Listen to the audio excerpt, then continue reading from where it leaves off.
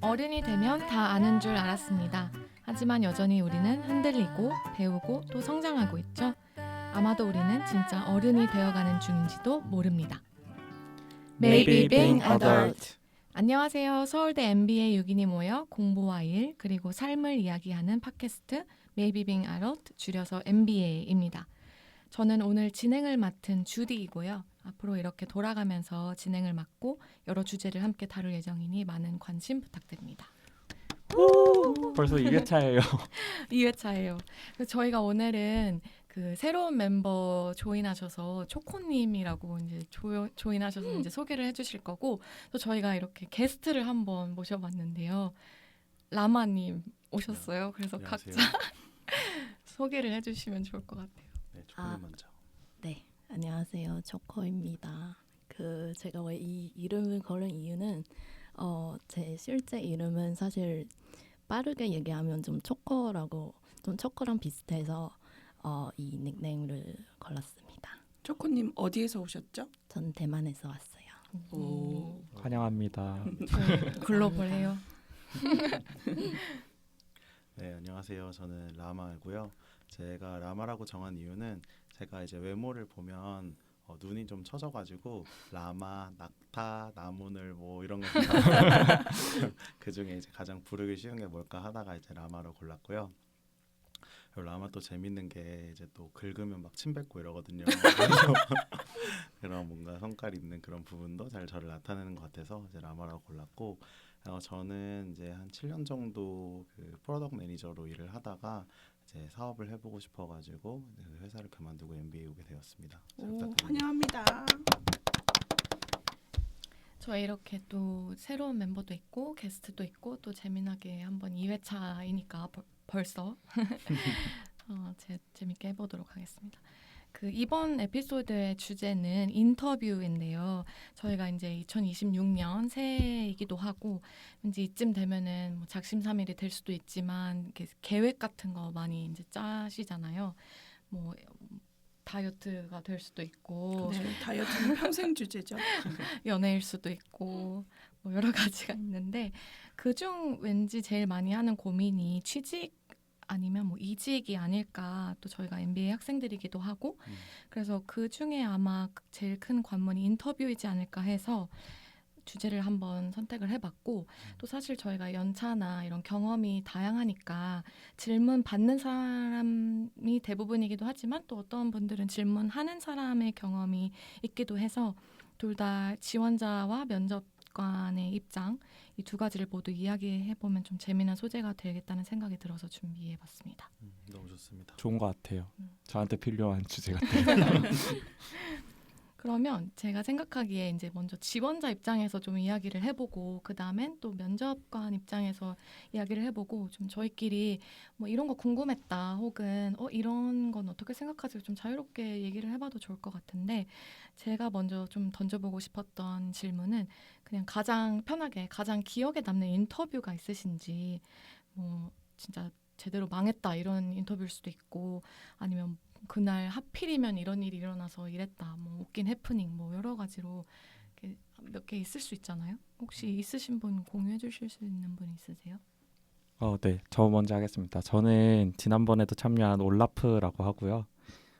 일단은 저는 사실은 면접을 몇 번 보니까 저한테 오는 질문이 되게 유사한 질문들이 많더라고요. 그래가지고 저는 건축학과인데 사실은 과학고를 진학했다가 건축학과를 가게 돼서 왜 과학고에서 건축학과를 왔는가 이 질문이 엄청 많았단 말이에요. 그래서 이제 준비를 해서 제가 원하는 회사에서는 저는 과학과 건축의 징검다리 역할을 해서 뭐 이런 하이테크 건축에도 좀 뭔가 이제 내가 그런 역할을 할 수 있다 이런 식으로 좀 어필을 하려고 했는데 네. 그걸 들은 이제 대표님께서 네.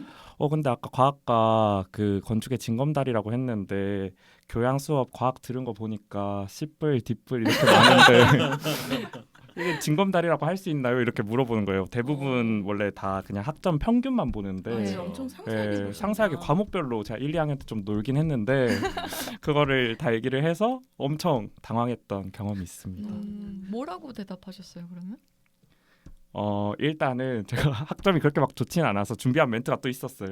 뭐 저의 대학 생활이 숫자로만 표현될 수 있는 건 아니다. 네. 그래서 뭐 대외 경험이라든지 뭐 그런 식으로 조금 더 얘기를 했던 것 같습니다. 그래도 스무스하게 잘 넘어가셨네요. 네, 다행히 그 회사는 합격을 해주셔서 오, 네. 그게 제일 중요하니까.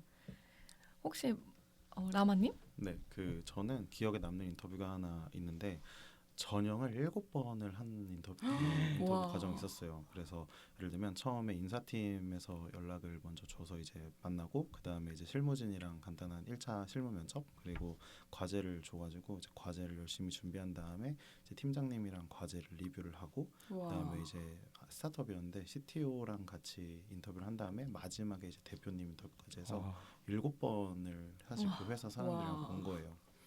근데 처음 준비하면서는 이거 너무 사람을 빡빡하게 힘들게 한다 그래가지고 이렇게까지 해서 가야 되나라는 생각이 들었는데 합격하고 나니까 이렇게 해서 뽑은 사람들은 되게 좀 검증된 사람들만 있겠구나 해서 이런 사람들이랑 한번 일해보면 되게 좋겠다 이제 이런 생각을 들었고 그리고 두 번째로 좋았던 거는 그 과제를 했을 때 이제 몇 시간을 너가 썼는지를 물어봤어요. 그래서 그 쓴 시간만큼 뭐 제 연봉을 적당히 계산해가지고 시급으로 쳐줬어요. 와. 네, 그래가지고 사실 뭐 돈을 주니까 이게 그렇게 기분이 나쁘진 않더라고요. 아 면접비로 준 거예요? 쓴 시간만큼? 면접이라기보다는 과제에 쏟은 시간에 대한 비용을 돈으로 줬어요. 회사가 마음 사는 법을 알아요. 네, 되게 사람의 마음을 잘 했던 것 같아요. 그래서 그게 제일 기억에 남는 면접이에요. 저는 약간 회사가 어쨌든 간에 뭐 이 사람이 채용이 되지 않다고 해도 그 지원하는 사람들의 시간을 좀 존중해주는 회사에 좀 좋은 이미지를 많이 갖고 가는 것 같긴 해요. 맞아요. 맞아요. 그러면은 반대로 아까 그 올라프님이 뭐 성적이라든지 이런 뭔가 내가 가지고 있던 뭔가 윅포인트나 이런 것들을 탁 건드릴 때 이제 물론 준비를 이렇게 올라프님처럼 준비해 왔으면 더 수월하겠지만 가끔 딱 이렇게 찔릴 때 있잖아요. 딱 어떤 거를 딱 찌를 때, 전 그럴 때 좀 인터뷰가 제일 어렵다고 느끼는데 준비하지 못한 나의 어떤 약점을 딱 건드렸을 때 보통 어떤 점이 제일 어렵다고 느끼세요? 인터뷰를 보실 때? 저 같은 경우에는 일단은 면접 볼 때 사실은 오히려 저는 질문이 많이 들어오는 게 좋더라고요. 좀 저에 대한 관심 갖기도 하고. 근데 가끔은 뭐 발표를 끝내거나 뭐 과제 그거를 얘기를 했을 때 질문이 없다든지 뭐 자기소개서 이후 이제 나에 대한 질문이 없으면 괜히 뭔가 더 움츠러들게 되고 맞아요. 좀 나한테 관심 없나 이 회사? 이런 생각이 들어가지고 그런 상황이 오히려 좀 자신감이 떨어지는 것 같아요. 저는. 맞아. 저도 이제 비슷한 게 그 면접 볼 때 제일 어려운 게 이제 이게 그 방금 말씀하신 것처럼 합격의 시그널인지 불합격의 시그널인지 판단하기 되게 어려울 때가 많잖아요. 그러니까 너무 괜찮아서 더 질문이 없을 수도 있고 혹은 얘는 뭐 더 물어볼 필요도 없이 그냥 탈락이다 뭐 이렇게 해서 할 수도 있는 거고 뭐 그게 되게 다양한 경우들이 많았어서 어떨 때는 질문을 되게 많이 했는데도 떨어진 경우가 있었고 어떨 때는 많이 물어봤을 때 붙은 경우도 있고 그래서 그걸 예측할 수 없는 게 제일 어려웠던 것 같아요. 저는 인터뷰할 때 회사에서 항상 맨 마지막에 그러면 저희한테 궁금한 건 없으세요?라고 물어보는 회사들이 있잖아요. 네네. 그래서 진짜 솔직하게 궁금한 걸 물어보면 당황하면서 왜 그런 걸 물어보냐고 너무 솔직해졌던 거 하시는 아니에요? 경우도 있더라고요. 뭐 물어보셨어요? 저는 이 포지션이 어떻게 생겨나게 됐나요? 그러니까 왜 이직을 하셨나요? 좋다. 그분은 네. 이런 거를 물어봤을 때 회사가 조금 당황했었던 어. 적이 있었던 것 같아요. 근데 되게 궁금할 수밖에 없는 게 이게 뭐 사업이 너무 잘 돼서 충원을 하는 건지 그렇죠. 혹은 뭐 누군가의 대체로 뽑는 건지 사실 그쵸, 그런 그쵸. 거에 대해서 그런 굉장히 거에 따라서 중요하죠. 그렇죠. 제가 가서 어떻게 그러니까 그 어떤 업무를 맡고 얼만큼의 책임감을 가지고 일을 해야 될지가 정해지잖아요. 네. 근데 도라님 듣고 보니까 뭔가 추가적으로 뭐 더 궁금한 사항 없어요? 아니면 뭐 더 어필할 거 없어요? 이렇게 얘기했을 때 더 어필할 나는 뭔가 면접에서 이미 다 나를 뭔가 다 보여줬는데. 보여줬는데 갑자기 또 그런 거 물으면 되게 막막할 때가 있더라고요. 혹시 초코님 대만에서 오셨으니까 네, 뭔가 대만에서도 인터뷰 보신 적 있죠? 네 많이 봤어요. 그럼 뭔가 한국 인터뷰와 대만 인터뷰 더 어렵다고 생각하는 거나 이런 점은 없어요? 와 궁금하다 진짜. 저는 사실 비슷하다고 생각을 해요. 이것도 사실 그 회사마다 다른데 뭐 성교에 대한 질문이 많거나 아니면 뭐 진짜 일의 성과에 대한 성과 그런 질문 더 그냥 다양하게 받은 것 같아요. 대만에선 그러면 주로 성과에 대한 질문을 많이 해요. 이를테면 한국에서는 뭐 전공이 어쨌니, 뭐 학교 생활에 어땠고, 뭐 휴학은 왜 했느니, 막 이런 되게 자잘한 것들 많이 물어보거든요. 근데 저는 사실 그 대학교는 한국에서 졸업하고 왔잖아요. 그래서 졸업하자마자 이제 대만 돌아가서 그 취직을 시작했는데 그때는 그런 질문 많이 받았어요. 왜 한국 가서 유학을 했는지.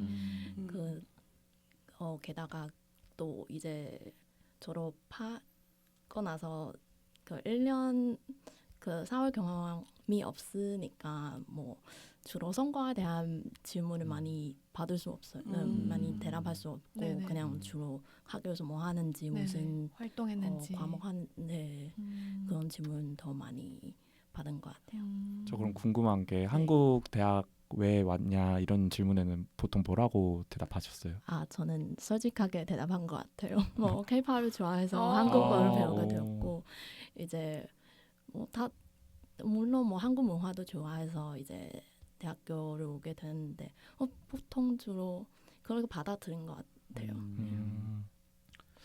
저는 한국에서 가끔 느끼는 게 취업하기 되게 어렵잖아요. 그러다 보니까 뭔가 저런 솔직한 답변을 하고 싶다가도 뭔가 그런 그 억지로 이 회사나 이 직무에 맞는 어떤 그런 이야기를 좀 잘 만들어내서 대답하는 경우들도 좀 있었던 것 같아요. 맞아요. 좀 움츠러들게 되죠. 네. 질문을 하기 전에도 그랬던 것 같아요. 맞아요. 근데 저도 그 라마님 의견에 동의하는 게 뭔가 한국에서는 제가 솔직하게도 한번 해보고 저만의 그런 페르소나를 장착해서 간 적도 있는데 뭔가 솔직한 것보다 조금은 그 회사에서 원하는 그리고 회사를 뭔가 오래 다닐 것 같은 느낌을 주는 게 한국에서는 조금 더 합격률이 높지 않나라고 생각했습니다. 맞아요. 뭔가 진정성을 장착하되 어떤 솔직한 생각이 중요한 게 아니라 진정성이 중요한 거라서 이게 솔직함과 진정성은 조금 차이가 있을 수도 좋은 있지 말 않나. 같아요. 맞아요. 그럼 혹시 뭐 기억나는 질문이나 뭐 반대로 저는 이런 질문이 보통 제일 어렵다라고 생각하시는 건 뭐가 있으세요?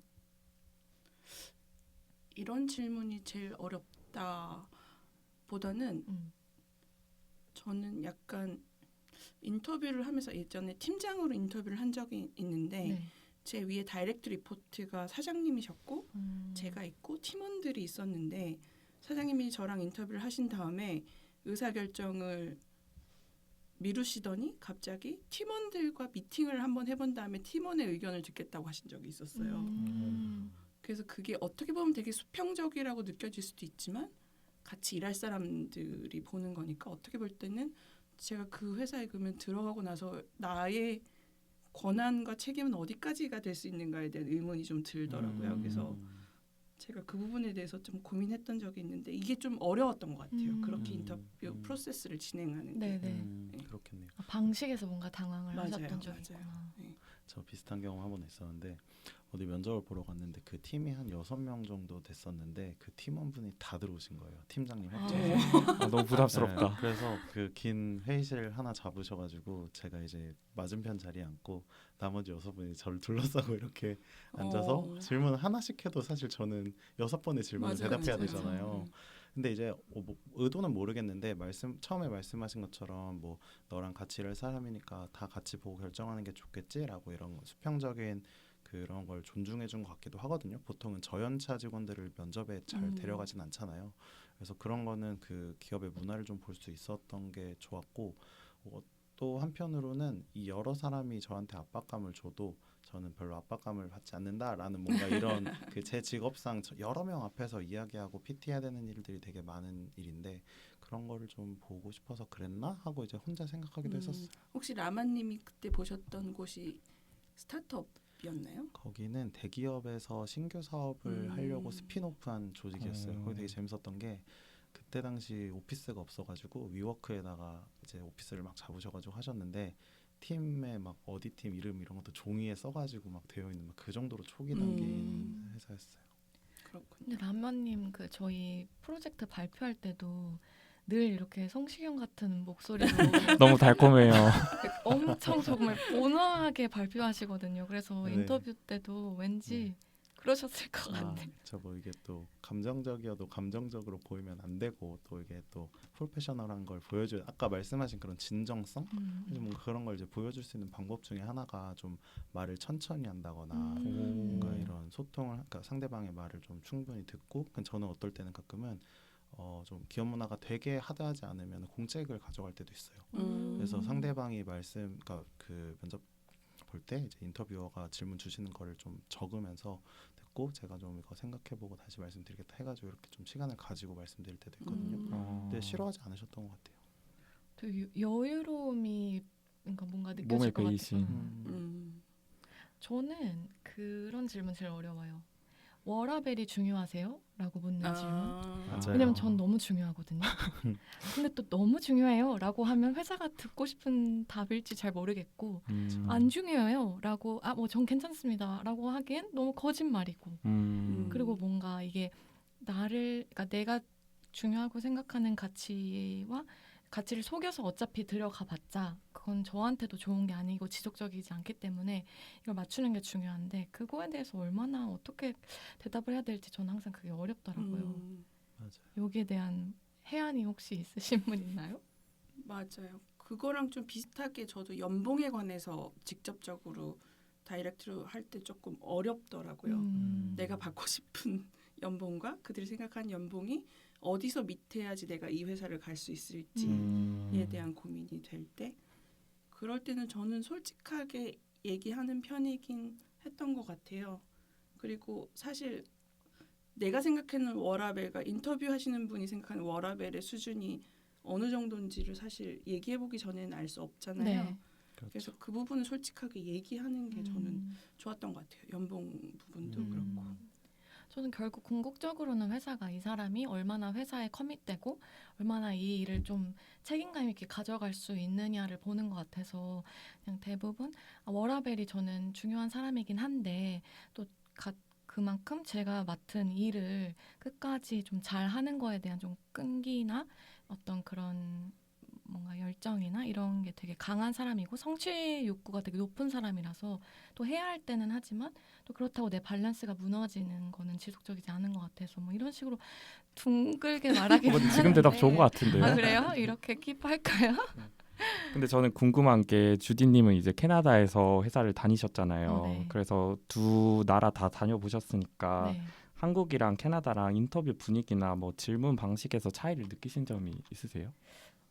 제가 생각할 때는 캐나다에서는 이제 이걸 behavior question이라고 많이 하는데 뭔가 어떤 특정 상황에서 어떻게 행동하셨나요?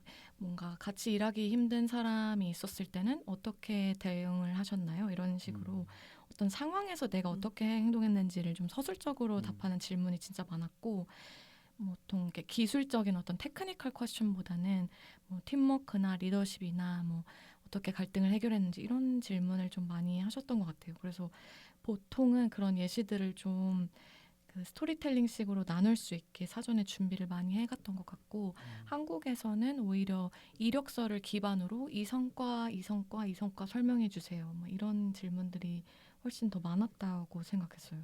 그게 좀 인터레스팅하다고 생각했었던 것 같아요. 근데 저는 예전에 뽑을 때 신입사원들한테는 주로 얼마나 하려고 하는지 의지나 뭐 이런 걸 물어봤다면 경력자분들한테는 항상 문제 해결 방식이 어떻게 되는지를 저는 항상 확인을 했었거든요. 그래서 한국도 아마 점점 그런 쪽을 확인하는 회사가 많을 거예요. 팀워크가 워낙 중요하다 보니까.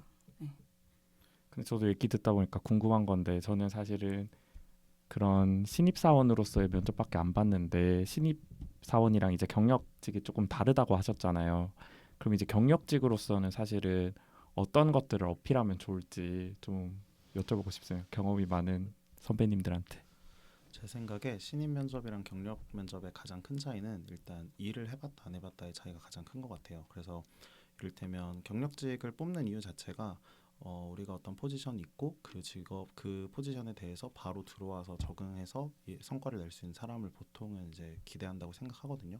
그리고 저희가 우리가 새로운 사업을 하려고 하는데 그 사업에 맞는 사람이 내부에 없을 때 외부에서 충원하고 싶으면 그 경험을 가지고 있는 사람을 이제 사온다고 저는 생각을 해요.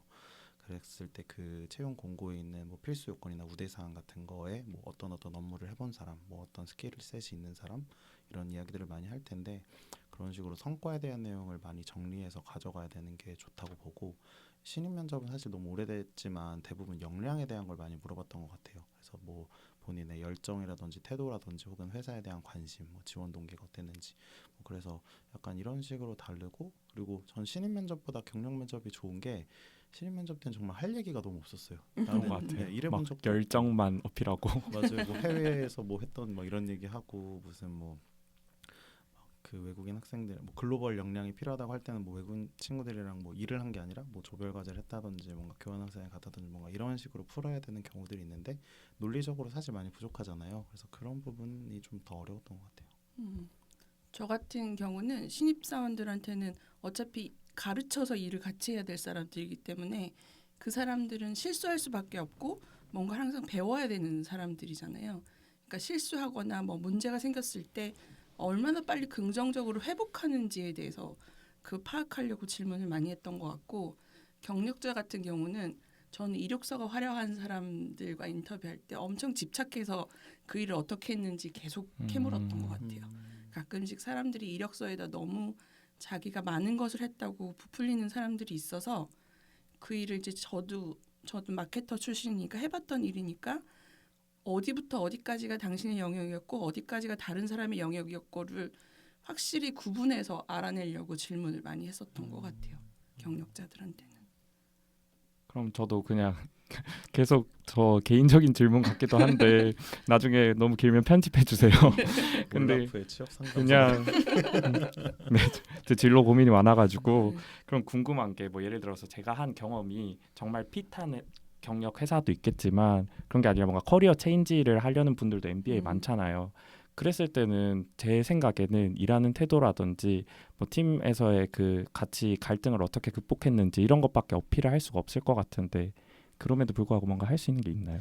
그럴 때는 저는 자신의 러닝 커브가 얼마나 빠른지에 대해서 설명해주는 사례를 얘기해주는 게 아, 좋다. 되게 좋을 것 같거든요. 새로운 업무라고 하더라도 난 이전에 새로운 업무를 받았지만 이렇게 빨리 내가 노력해서 따라잡아 본 경험이 있다. 이런 경험을 얘기해주는 게 회사 입장에선 저 사람한테 새로운 업무를 맡겨도 금방 할 수 있겠구나라는 믿음을 줄 수 있는 상황이지 않을까 생각합니다.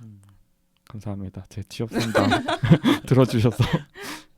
저희 그 도라님께서 아무래도 이제 면접 그 경험이 많으시니까 면접관으로 계속 좋은 이야기를 좀 해주시고 계시는데 이번엔 좀 넘어가서 그러면 면접관 입장에서 중심으로 좀 이야기를 해보고 싶은데 먼저 저는 그 꼭 던지는 질문이 하나 있거든요. 저는 항상 뭐 라마 씨라고 하면 뭐 제가 라마 씨 지금 현 팀장님한테 가서 라마 씨에 대한 장점과 단점을 물으면 뭐라고 대답하실 것 같으세요? 이렇게 꼭 던지는데 그 질문을 하는 이유가 보통 이제 저희가 뭐 준비하는 것 중에 뭐 장점, 단점 말해보세요 이런 게 있잖아요. 근데 그건 다 준비해 온단 말이에요. 근데 남이 보는 나에 대해서 얘기를 하라고 했을 때 준비해온 질문을 보통 안 나오고 심리적으로 내가 보통 들었던 피드백들을 이제 떠올리시면서 얘기를 하시니까 어떨 때는 이 말은 하지 말았어야 되는 거 아닌가? 라는 말을 해주시는 분들이 계세요. 당황하기도 하고. 그래서 좀 맞아요. 저는 그때 좀 솔직한 대답으로 이 지원자를 좀 많이 파악하는 경우가 많았던 것 같아서 좋은 질문 같아요. 저도 들어봤어요. 혹시 그러면 뭐 반대로 나는 이런 질문을 도대체 왜 하는지 모르겠다. 이런 거 있으면 한번 저 하나 약간 재미있는 이야기를 공유할 수가 있어요. 저는 사실 뭐 대만에서도 한국에서 면접 받은 경험 많이 있었는데 약간 2년 전에는 한국에서 MBTI가 많이 유행했어요. 네. 맞아요. MBTI. 그래서 제가 한국 그때 와서 면접 받을 때 MBTI가 뭐냐고 뭐예요? 라는 질문을 진짜 많이 받았어요. 진짜 MZ다. 네. 저는 그때 진짜 약간 외국인의 입장 들어서 이거 왜 물어봐야 되는지 약간 너무 이해가 안 되더라고요. 네네네. 초코님이 느끼기에 그게 진지한 질문이었어요? 아니면 아이스 브레이킹 차원이었어요? 약간 진지한 질문인 것 같아요. 진지하게. 왜냐하면 약간 제 성향 같은 거. 네, 제 음. MBTI를 갖고 이제 저를 판단하는 것 같아서 아, 저는 사실 그렇게 좋다고 생각하지 않아요. 그렇네요. 진짜 그럴 것 같아요. MBTI가 뭔가 그 사람을 되게 일반화하는 맞아요. 경향이 있어가지고 네, 제 성과를 봐야 이렇게 판단을 해야 되는데 그리고 뭐 면접 제가 어떻게 대응하는지에 대해서도 중요하잖아요. 근데 만약에 저의 뭐 MBTI를 갖고 이제 저를 입사할 수 있는지 결정하면 저는 좀 너무 공평하지 않다 생각을 맞는 것 합니다. 같아요. 맞아요. 그렇죠. 그 맞아요. 초코님은 그때 MBTI를 알고 계셨었나요? 그러면? 아니요. 아 모르. 네. 어떻게? 그래서 그냥 저는 해본 적이 없습니다 하고 대답했어요. 그러면 어. MBTI 안 하는 MBTI로 그 사람들이 추정했어요. 무섭다 이 MBTI 신봉자들. 근데 요즘 회사에서 많이들 그 인터뷰 때 많이 물어본다고 아, 저도 진짜요? 들었어요. 네. 그러면 아니, 저는 가짜 MBTI를 얘기할래요. ESTJ 뭐 어, 이런 거 좀. 제일 좋아하는 유명한. MBTI들 있잖아요. ISTJ 이런 거. ENTJ. 그러니까 회사가 이 가장 선호하는 것 같아요. 아, 네, 진짜요? 어. 그리고 뭐 마케팅 분야, 그러니까 이런 분야에선 N을 선호한다고 들었고 어카운팅이나 이런 사업적인 뭔가 전문가신데요. 네. 다음에 한번 취직 전에. 저희 주제 MBTI 다음에 하나 예약해둘까요? 또 뭐 반대로 뭔가 도라님 입장에서 얘기해 주실 수 있는 거 있어요? 저는 항상 마지막에 좀 황당한 질문일 수 있는데 본인 5년 후에 어디 있을 것 같냐고 물어봐요. 아. 어려워요. 저 많이 들어봤어요. 저도 많이 들어봤어요. 네네네. 저희가 기대하는 건 사실은 개인이 어떻게 커리어를 발전시켜 나갈지에 대한 목표가 있는지 거기에서 그 뭐 우리랑 지금 인터뷰하는 회사에서는 그거에 어떤 도구가 될 수 있는지를 확인하고 싶어서 물어보는데 그런 질문에 대해서 당황하시는 경우가 있더라고요. 5년 후에 뭐 하고 있을 것 같아요? 라고 물어보면. 근데 막 5년 후에 이 회사에서의 커리어를 바탕으로 뭐 그런 얘기를 할 순 없잖아요. 뭐 나가겠다라든지. 저한테는 저 같은 경우는 상관없다고 생각했거든요. 여기 있는 동안 최선을 다하면 되니까. 그것도 맞는 말이네요. 그러니까 이런 것도 다 핏인 것 같아요. 그러니까 그게 아닌 그 보통 전통적인 회사들에서는 사실 그렇게 하면 조금 도박을 하는 거라고 저는 생각을 하거든요. 근데 뭐 그 커리어 5년 후를 여기서 이제 뭐 잘 해가지고 뭐 승진을 하겠다라는 등 아니면 뭐 좋은 뭐 이렇게 역할을 맡겠다는 등 이렇게 말하는 게 좀 더 안정적인 선택이지 않나 그런 생각이 들어요. 저 같은 경우는 인터뷰를 했는데 너무 마음에 들면 제가 그렇게 꼬시기도 해요. 여기서 이거 좋게 배워서 더 좋은 데 가라 이렇게. 어. 너무 좋은 선배님이에요. 그런 건 아닌데 사람이 항상 부족하니까. 오. 저 여기서 약간 잡담 같은 거 에피소드 하나 해도 돼요? 그럼요. 네네. 저 예전에 이제 뭐 내부 인터뷰 같은 거였어요. 그러니까 그 회사 안에서 그냥 이렇게 팀을 옮기는. 근데 이제 캐나다에서였는데 저한테 드림 잡이 뭐냐라고 물었어요. 근데 그거에 그분의 포인트는 그러니까 드림 잡이라 다시 태어나면 너의 드림 잡이 뭐냐 너무 이렇게. 좋다. 그래서 보통은 뭐 그분이 원한 건 전 농구 선수가 되고 싶습니다. 뭐 저는 뭐 세계 피아니스트가 되고 싶습니다. 이런 어떤 꿈적인 얘기인 걸 했는데 저는 잘못 그거를 생각해서 심지어 제가 다니는 회사가 뭐 엘사였다고 하면 저는 다시 태어나면 P&G에서 일하고 싶습니다. 이런 얘기를 한 거예요. 같은 회사원인데. 아, 그때 완전 좀 어리기도 했고 근데 그분이 그냥 어쨌든 그 잡 됐거든요. 근데 그렇게 좀 당황했던 기억이 갑자기 생각이 나가지고 이것도 라마님 말씀하신 것처럼 결국 핏이 좀 맞으면 내 대답이 조금 어처구니 없어도 맞아, 그걸 맞아. 좋게 받아들이는 사람이 있고 맞아요. 얘 뭐야 이렇게 받아들이는 사람이 있는 것 같다는. 그래서 음. 주디님의 드림 잡은 뭐예요? 지금은? 저요? 스킵하도록 저 갑자기 저도 잡담하니까 생각난 게 진짜 어이없는 질문 중에 하나가 요새도 그런지 모르겠는데 옛날에 제가 주량을 물어봤어요. 그래서 막 술을 뭐 얼마나 먹을 수 있냐는 둥, 뭐 집이 회사랑 얼마나 가까운지 뭐 이런 거 물어보는 경우도 있었고 요새는 그런 게 진짜 있는지 모르겠는데 근데 그때는 되게 그 자기가 실제로 먹을 수 있는 거에 반을 깎아서 말하면 된다 이제 약간 이런 좀 답이 있었거든요. 근데 그런 거는 그러니까 물론 이제 뭐 영업을 해야 되고 대면 업무가 많으면 좀 필요하다고 할 수도 있는데 그런 걸 물어보는 게 이제 좀 곤란한 경우들도 맞아요. 많잖아요. 네. 그래서 그런 거는 좀 당황했던 그런 기억 중에 하나예요. 아까 근데 잠시 이야기가 나왔던 것 같기도 한데 혹시 인터뷰 도중에 나는 이 회사랑 안 맞겠다라고 느낀 순간도 있으셨어요? 이런 질문을 받고 하면서? 많죠. 그쵸, 많죠. 전 이건 진짜 개인적인 건데 저는 이제 제가 어디 가려고 하면 인터뷰하시는 분들이 저는 지금은 CEO인 경우가 많은데 그분들이 마케팅을 얼마나 이해하시는지에 대한 질문을 하거든요. 그리고 얼마나 돈을 쓰실 의향이 있는지에 대한 질문을 해요. 마케팅에 그게 대해서. 버젯이 중요하니까. 네. 그거 했을 때 당신의 연봉마저도 마케팅 버짓이에요라고 얘기하는 회사랑은 일하기 싫더라고요. 네. 진짜 숫자로 보는 거네요. 네네네. 그래서 안 가셨어요? 그 회사는 안 갔죠. 네. 저도 비슷한 그런 뭔가 면접하면서 이 회사는 안 가야겠다 생각한 게 있는데 저희 업계는 사실은 회사별로 티어 같은 개념이 있단 말이에요. 그래서 저는 어떻게 될지 모르니까 뭐 1티어도 넣고 2티어도 넣었는데 그런 2티어 회사에서 막 1티어 회사들을 얘기하면서 왜 그 회사 안 갔는지 뭐 그 회사 면접 걸리면 갈 건지. 근데 저는 뭔가 그 회사만 준비를 했는데 좀 당황스럽기도 하고 사실은 어떻게 보면은 너무 뭔가 의식을 하고 있는 것 같아서 이 회사에 가면은 계속 이런 생각 뭔가를 할 것 같다. 사실은 그냥 그 회사 자체로도 되게 괜찮게 생각을 했으면 좋겠는데 이런 좀 아쉬움이 들어서 네.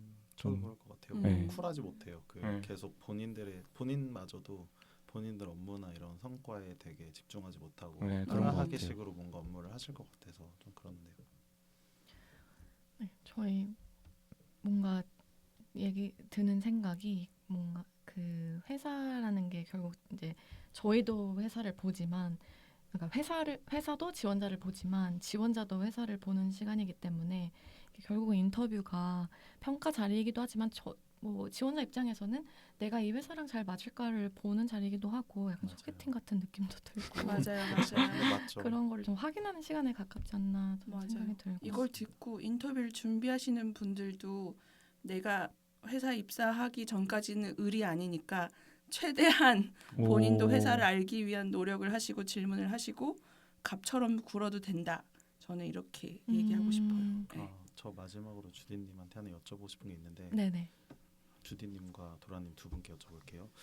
제가 생각했을 때 경력직이든 신입이든 간에 뭔가 업무 성과랑 이제 그 열정이라고 해야 되나요? 뭔가 그 사람의 적극성, 이 회사를 정말 오고 싶어하는 그런 마음 이런 게 두 가지 척도가 있다고 봤을 때 성과가 너무 훌륭한데 뭔가 오고 싶은 마음이 한 반반 정도인 것 같은 사람이랑 예를 들면 성과나 업무 능력 이런 게 판단하기 한 70% 정도 될 것 같은데 한 120% 정도 오고 싶어하는 열의가 있는 사람이면 어떤 사람을 선호하실 것 같으세요? 저는 오고 싶어 하는 사람을 선호할 것 같아요.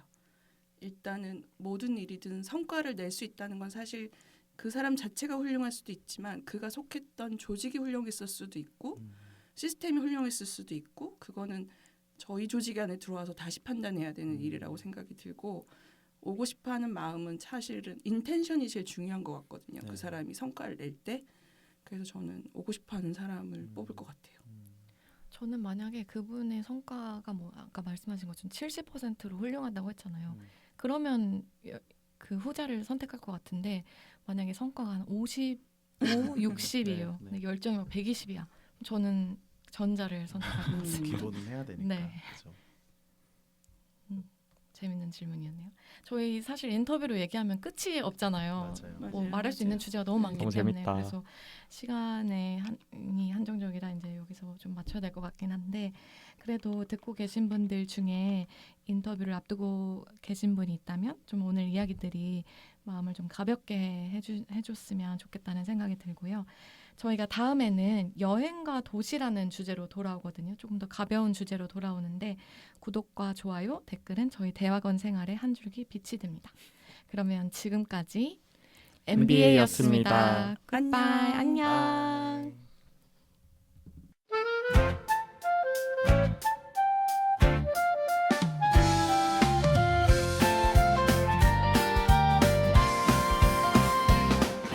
스펙만 보고 온 줄 알았지.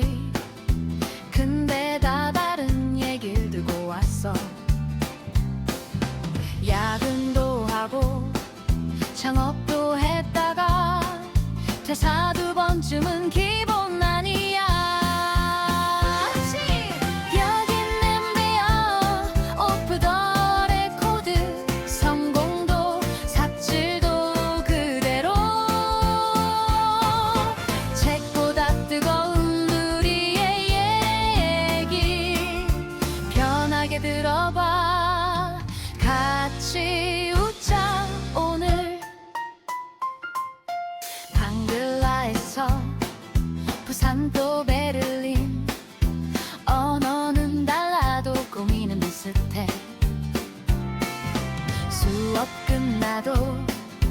쓰다가 더 길어져 그냥 이 얘길 마이크 켰을 뿐이야 여긴 MBR 오프 더 레코드 엑셀도 인생도 버벅여도 돼 다른 배경 다른 길이 모였어 네 다음 챕터 힌트 줄지 몰라 어쩌면